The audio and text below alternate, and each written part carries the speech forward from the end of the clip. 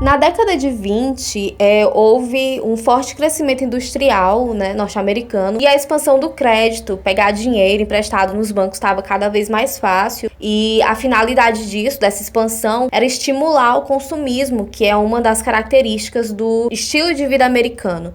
Então, esse cenário econômico era bastante otimista e levou a crer que o crescimento iria continuar nesse ritmo. Mas os europeus, que era a grande parte das pessoas que faziam os empréstimos e garantir as importações, eles estavam se recuperando aos poucos, né, da Primeira Guerra Mundial, então os empréstimos foram diminuindo e as importações também. Só que a produção continuou no mesmo ritmo e o consumo interno não estava acompanhando esse ritmo, porque os salários não aumentavam, então basicamente o que estava sendo produzido não tinha quem comprasse, porque ninguém tinha dinheiro. E a superprodução levou ao excesso de oferta, e o excesso de oferta ele leva à diminuição dos preços. E isso levou à demissão de vários funcionários, e a queda nos preços fizeram os investidores perder a confiança no mercado, e milhares de investidores começaram a vender as suas ações. Então, aqui a gente chega no dia 24 de outubro de 1929, que ficou conhecida como a Quinta-feira Negra. Então, esse dia levou não só os Estados Unidos a sofrer com a crise, como também vários países que dependiam da economia norte-americana.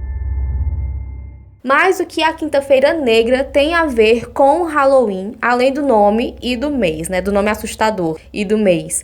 A Quinta-feira Negra, ela levou a um período de 12 anos que ficou conhecido como a Grande Depressão. E isso também impactou nas comemorações do Halloween. Por muito tempo, os norte-americanos eles viam o Halloween como uma noite de festa, tanto para crianças quanto para adolescentes, para adultos. Porém, as crianças e os adolescentes eram os que mais extravasavam nesse dia, né? As travessuras variavam entre roubar portões e maçanetas da vizinhança a roubo de cadáveres.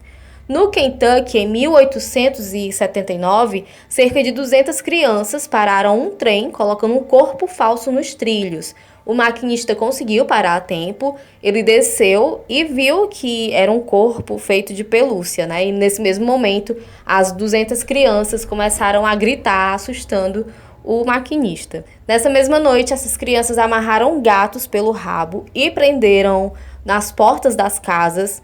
Elas cortaram árvores e arrastaram até as entradas das residências.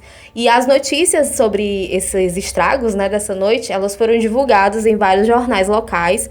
Inclusive, as páginas desses jornais estão disponíveis na internet para quem quiser ler. Em 1900, alguns estudantes de medicina da Universidade de Michigan roubaram um cadáver sem cabeça do laboratório de anatomia e colocaram esse cadáver na porta da entrada da universidade. E assim, antes da Grande Depressão, as pessoas viam tudo isso, né, como brincadeira inofensiva. Mas por algum motivo, depois da crise econômica, né, depois da Grande Depressão, as pessoas perderam a paciência com esse tipo de brincadeira, né, com esse vandalismo. Chegou um momento em que o Halloween foi proibido. Isso aconteceu em 1933, depois que vários pais ficaram indignados com os adolescentes, que viraram vários carros, cortaram fios de postes telefônicos e se envolveram em vários outros casos de vandalismo. Então, o feriado de 93 ficou conhecido como Black Halloween, fazendo alusão aí à Quinta-feira Negra. O feriado de 1933, na verdade. Algumas cidades proibiram totalmente a comemoração da data, mas algumas comunidades ainda organizaram atividades de Halloween para que esses jovens tivessem uma ocupação nesse feriado, né? Porque parar uma atividade que todo ano eles tinham, assim, do nada, não ia ser muito fácil. Então foi aí que festas com decorações, né, assustadoras, concursos de fantasia, tudo isso começou a fazer parte da cultura norte-americana. Na Europa já era comum ter visitações em casas decoradas para parecerem mal assombradas, e também museus como o da Marie Tussauds, que apresentava a Câmara dos Horrores. Nessa câmara, ela apresentava figuras decapitadas da Revolução Francesa.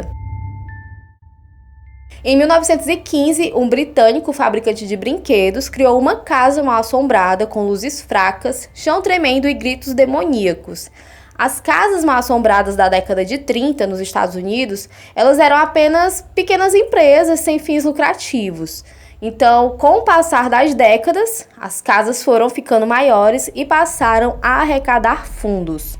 A mais famosa e influente foi a mansão assombrada da Disneylândia em 1969, que teve um valor de produção extremamente alto para a época.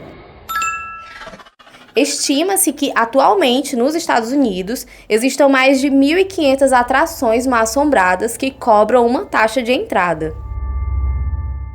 Então a gente pode dizer que de uma crise por causa de um monte de vândalos adolescentes, o Halloween se tornou a data mais esperada, a segunda data mais esperada, né? Mais comercial dos Estados Unidos e cada vez mais vai atraindo fãs, inclusive aqui no Brasil. Please like and subscribe to the channel.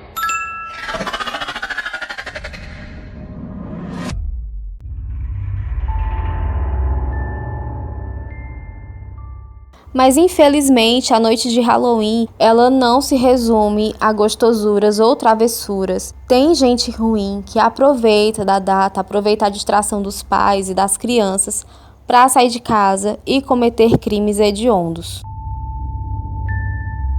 No Halloween de 74, o Ronald Clark O'Bryan e o seu vizinho, eles levaram seus 4 filhos para brincarem de gostosuras ou travessuras no Texas. Tudo ia muito bem até que um vizinho estava demorando muito para abrir a porta e o grupo desistiu, mas o Ronald ele continuou lá e ele conseguiu para as crianças 5 Pixie Sticks, que é um doce comum nos Estados Unidos.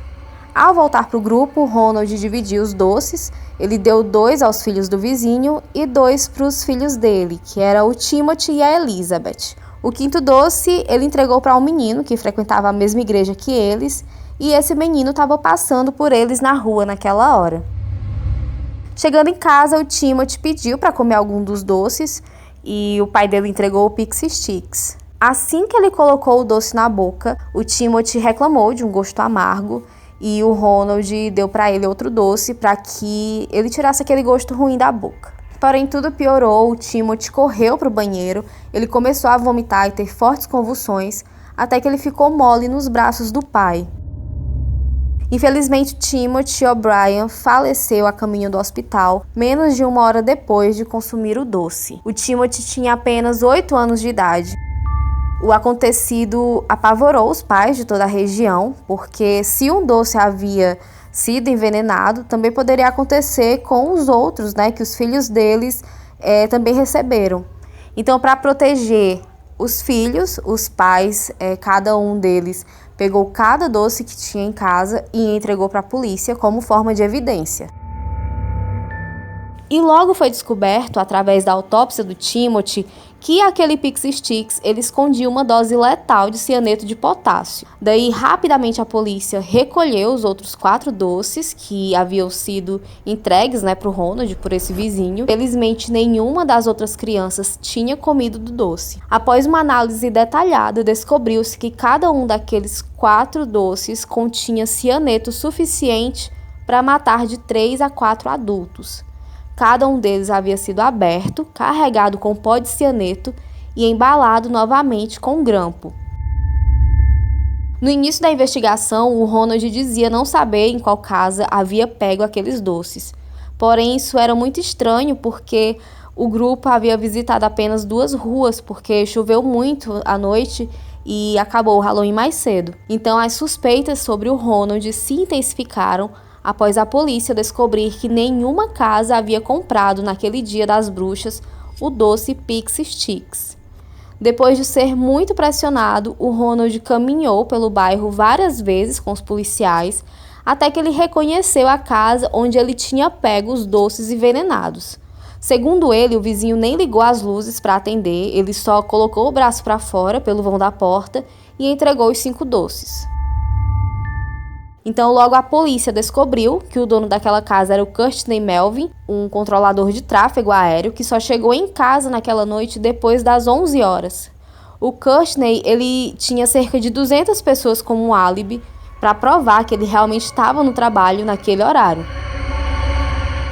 Depois de mais investigações, foi revelado que o Ronald tinha mais de $100 mil em dívidas. Ele era suspeito de roubo no trabalho e já havia estado em 21 empregos nos últimos 10 anos. ele perdeu a casa, perdeu o carro e era inadimplente em diversos empréstimos de banco. Também descobriram que o Ronald havia feito apólices de seguro de vida para os seus filhos. Ele fez isso meses antes da morte do Timothy. As apólices elas foram feitas no valor de $10.000 cada, então em setembro ele aumentou mais $20.000 nas apólices de cada um e isso totalizou $60.000 em seguro. Na manhã seguinte à morte do Timothy, o Ronald ligou para a seguradora para perguntar sobre como ele poderia resgatar esse dinheiro. As investigações também mostraram que o Ronald havia visitado uma loja de suprimentos químicos.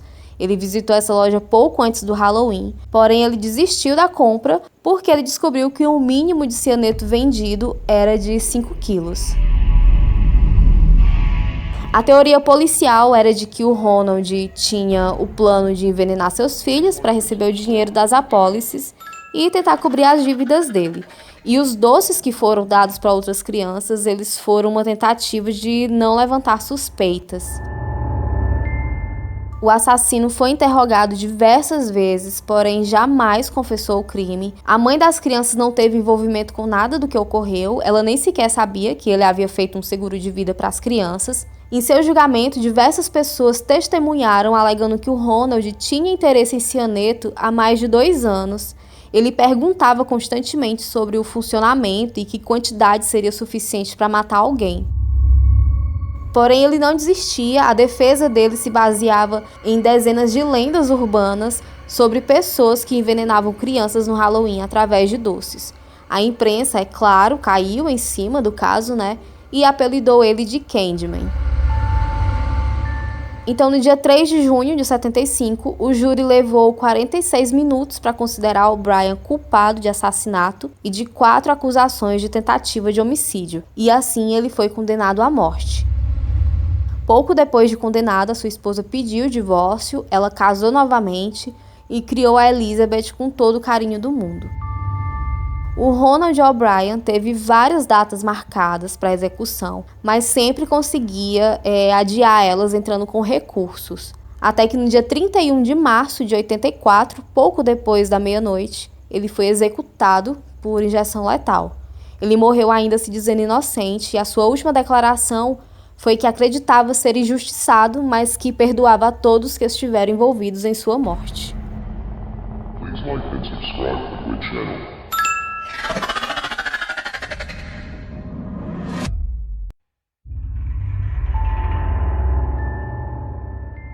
No Halloween de 2011, a canadense Taylor Van Jest, de 18 anos, desapareceu depois de sair de casa no início da noite. Ela ia se encontrar com o namorado e alguns amigos para o tradicional gostosuras ou travessuras. Ela saiu de casa por volta das 18 horas, ela usava uma fantasia de zumbi. A Taylor era fã de filmes de terror e esse era o feriado favorito dela, então ela comentou até que seria o seu último doces ou travessuras, porque já estava ficando velha para aquilo.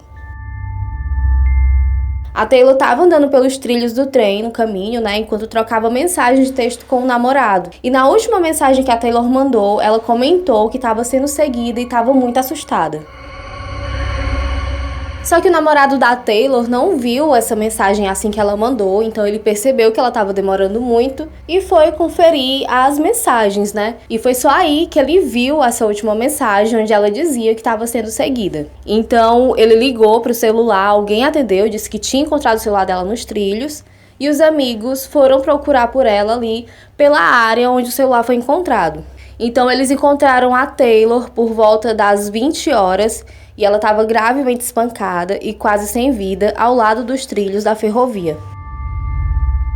Infelizmente, a Taylor morreu no hospital por conta dos golpes na cabeça. O médico que atendeu ela chegou a achar que ela havia sido atropelada por um trem por conta da gravidade dos ferimentos. Os moradores da área chegaram a ouvir gritos, mas ninguém acreditou que se tratava de um ataque real, porque era noite de Halloween, então eles achavam que era algum tipo de brincadeira.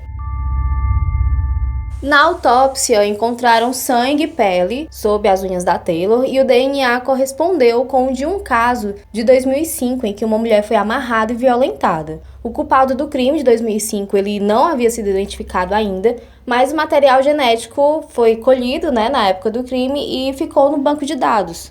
Então a polícia pegou a descrição dada pela vítima e um retrato falado foi divulgado. Meses depois, com a ajuda de vários moradores da cidade, a polícia identificou Matthew Forster como o suspeito. Foram até o endereço, mas o Matthew e todos os seus pertences não estavam mais lá.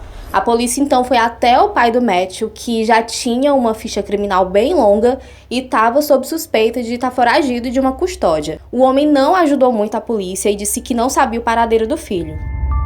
Como a polícia suspeitava que ele estava ajudando o filho a se esconder, eles grampearam o telefone e descobriram que os dois se falavam e que o pai ajudou o Matthew a escapar e comprar documentos falsos. A polícia conseguiu capturar o assassino e, após mais investigações, descobriram que ele havia cometido um terceiro crime em 2004, quando ele tinha 18 anos. Ele invadiu a casa de um vizinho e atacou a filha dele enquanto ela dormia sozinha em casa. Na ocasião, ele usava uma máscara, então a vítima não tinha noção de que o seu agressor era alguém que morava do lado dela. Em 6 de abril de 2012, ele foi interrogado e a sessão foi gravada em vídeo. Em certo ponto do vídeo, o sargento Mark Davidson pergunta sobre a intenção de matar e o Matthew afirma que a sua verdadeira intenção era violentar a Taylor, mas que na luta ele bateu nela com muita força porque ela resistiu. O Matthew se declarou culpado de causar os ferimentos que mataram a Taylor enquanto tentava violentar ela, mas ele alegou que não tinha intenção de matar. Em outra versão dada pelo advogado, ele e a Taylor estavam em uma relação consensual, mas quando ela não quis mais, o Matthew teria a empurrado e ela acidentalmente bateu a cabeça em uma barra de ferro. Só que lembrando da gravidade dos ferimentos que o médico chegou a achar que ela tinha sido atropelada, só uma pancada numa barra de ferro não ia fazer tudo aquilo, Então ele foi considerado culpado de assassinato em primeiro grau em maio de 2014. A sentença foi dada, foi de prisão perpétua com possibilidade de condicional após 25 anos. Porém, ele recorreu da decisão em 4 de junho de 2018, houve um novo julgamento e dessa vez ele foi condenado por assassinato em segundo grau, e isso reduziu a possibilidade de condicional para 17 anos. O pai do Matthew foi condenado a 3 anos de prisão por ter ajudado o filho e atrapalhado nas investigações. Apesar de todos os crimes cometidos por Matthew, ele poderá sair da prisão em 2029, aos 45 anos de idade.